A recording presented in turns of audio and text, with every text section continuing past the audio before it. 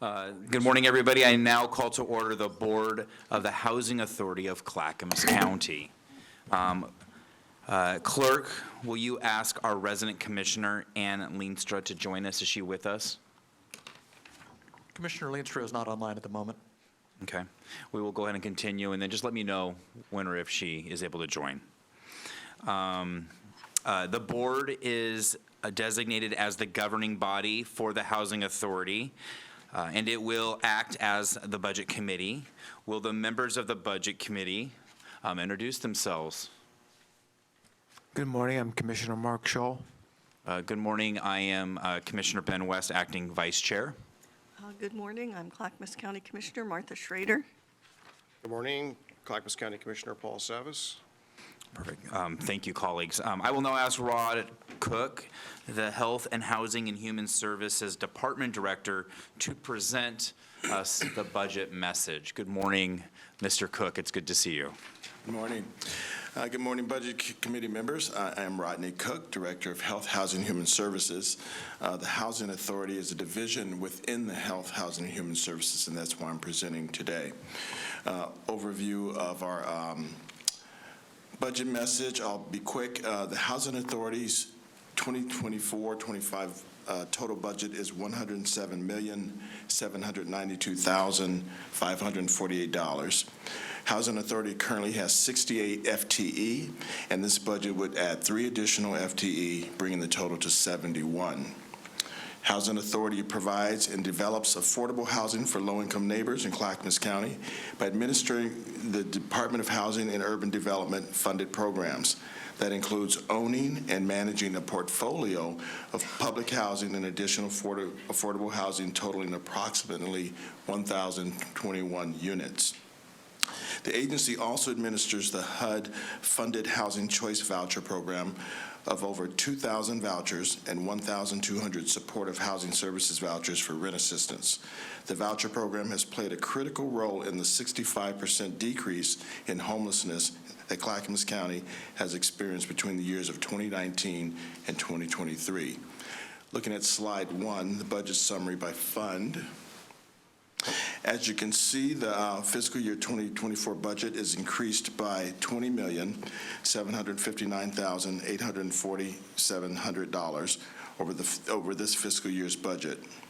Most of this increase is due to supportive housing services funds and roughly $5 million grant from the state for long-term rental assistance supportive housing services. This slide shows the increase of the 3 positions, 3 FTE being requested in this budget proposal. Slide 2, summary of revenue and expense. If you look at the change from fiscal year 23-24, you will notice that revenue and corresponding expenditures are mostly trending upward, except in the all other revenue resources line, which shows a 78% decrease for next year. I'll highlight a few of the lines showing significant changes. Beginning fund balance, housing authorities don't budget the same way the rest of our programs do. That's why you don't see any figures on that line. They use a different type of accounting principles and standards because of the complexity of housing authority budgets. But I'll go to the federal, state, local, and other gifts and donations. It's up 28%. The most significant items causing the increase in revenue from year to year is due to the state and local rental assistance and tenant service program, which is tied to the local metro tax for supportive housing, as well as the $5 million that I already mentioned, $1 million grant from the state of Oregon to be used for supportive housing services. As I mentioned earlier, all other revenue resources is down 78%.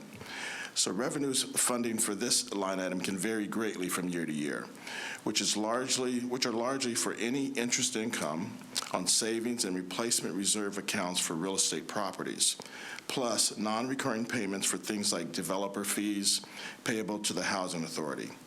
The 23-24 budget included payments for deferred developer fees that were to be paid from the capital contributions made by the limited partners on 2 tax credit projects that began operations during that year. This line is heavily contingent on development, the status of the development, and the timing. The amount budgeted for 24-25 is based on estimated surplus cash receipts for loans on tax credit projects, which is estimated to be at the $520,000 mark. On the expense side, personnel services is up 18%. That's basically due to COLAs, employee benefits, and the addition of the 3 FTE that I mentioned earlier. Materials and services, this could include legal fees, staff training, travel, audit fees, administrative expenses, utilities, garbage, contracts, it's just everything's kind of in that line. It's up 137% due to increase in subcontracts to providers mostly, and contractors, pre-development costs, et cetera. The debt service is our mortgage payments, escrow deposits is up 318% over a 3-year period. Budget has been adjusted to reflect actual payments and projections on principal on the debt, plus any required deposits on escrow reserve accounts.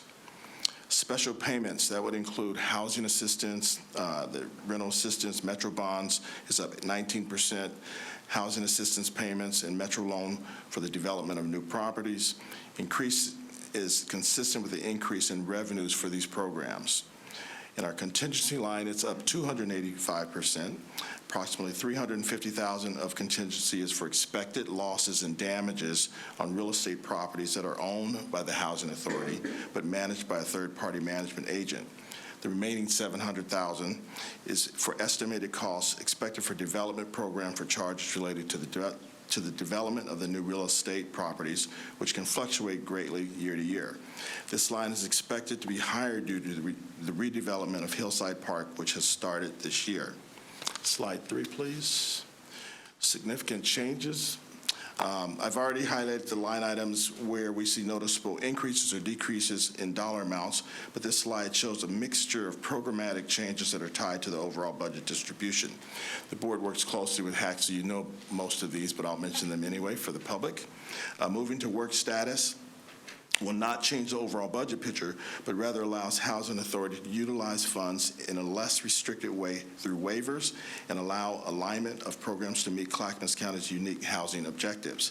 An example of how Housing Authority will modify its spending is to pilot a project where households apply for a savings account component of the work to move to work asset building program to gain down payment assistance to position the family to become homeowners in the future. Our long-term rental census, we talked a lot about that today. That's $5 million, roughly $5 million. New funding from the state for a long-term rental assistance program and services that relate to the governor's state of emergency. The Metro bond goals.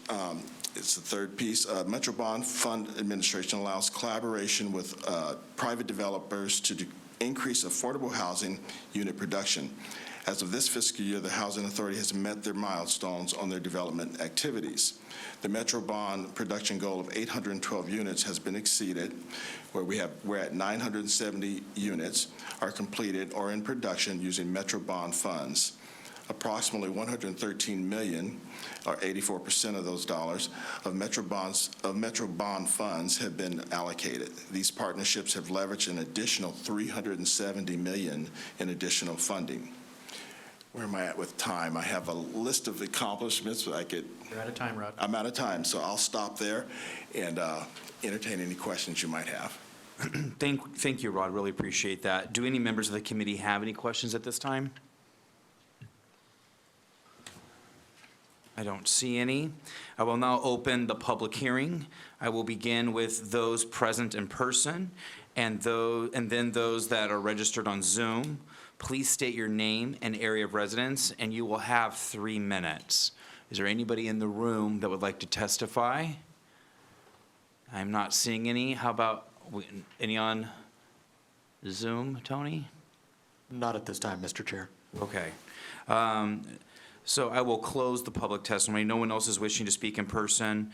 Nobody else seems to be on Zoom, so we'll close that public testimony portion of the meeting.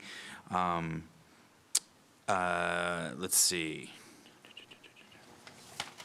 Do we have any other questions from the committee? Commissioner Scholl? Mr. Cook, Yes. for your planned expenditures for FY '24-25 that depend on federal funding, HUD money, federal grants, are any of those grants that you expect to utilize in this upcoming fiscal year still not, are there any that have not been approved, or are there any that you have concerns about those federal funds actually being made available to you to achieve your goals for this next year? Not at this time, and actually, we actually expect some increases in some of those grant lines. And that's what we haven't included here because it's not happened yet. Okay. All right, thank you. Any other questions, concerns, comments from the board? Commissioner Yeah, Salvis? just a comment. I just want to thank Rod and his staff for, number one, exceeding the housing goals, but both the county goal of housing, and also the housing, or the Metro bond goals. So great work. Let's keep it going, and much appreciated. Very complex budget, and it varies year to year because of these projects, so you can't really use comparables from one year to next. It's an odd duck. Okay, can I just- Yeah, Commissioner Schrader? I just want to say, Rod, it's always a pleasure to serve with you. You're just one of our outstanding directors, so thank you. I'll say this, it's exciting to see over the last couple of years, and even just this last year, the great success that we've had, not just because we've had money, but we've had other counties that have had money and they haven't had that same success, but we've really been purposeful and mindful in how we tackle these tough and persistent problems. And it's really inspiring to see us really make a difference in people's lives who are very vulnerable and helping them get self-sufficient and whole again, which is the goal. We want a healthy community. And it's really been exciting to partner with you, Director Cook, and your team. I see some of them in the audience there. And it has been the greatest pleasure as a commissioner to be able to have vision and to plan and see those things come to fruition. So thank you very much. We are really appreciative of you and your staff. Let's see. Any questions? Just one last comment, and I know, and because Chair Smith is not here today, I'd probably be remiss not to at least let her, or just speak. I think what she'd probably say is that we're keeping our eyes very closely on Metro as far as them changing the formula. We think it's working out great for us, and we don't want to see any changes. So I'm just concerned, again, that we be mindful that things could change and may not go the right way. So just want to make that mention. We are actively engaged on that. That's right. We are. We are very, very aware, acutely aware. Hearing no further questions, I'll now entertain a motion from this board. I move that the committee approve the fiscal year 2024-2025 budget for the Housing Authority of Clackamas County in the amount of $107,792,548. Second. Director Salvis has moved that the committee approve the fiscal year 2024-2025 budget for the Housing Authority of Clackamas County in the amount of $107,792,548. Commissioner Schrader has seconded that motion. Do we have any further discussion on the motion that is on the table? Seeing no further discussion, Tony, let's call the poll. Commissioner Shull, Aye. Commissioner Schrader, Aye. Commissioner Savas, Aye. Vice Chair West. Aye. It looks like it passes 4-0. Terrific, thank you. Any further business on this committee? Do we have anything else? None? So hearing none, this committee is adjourned. Thank you, Rod. Thank you, Commissioners, for your support. Thank you.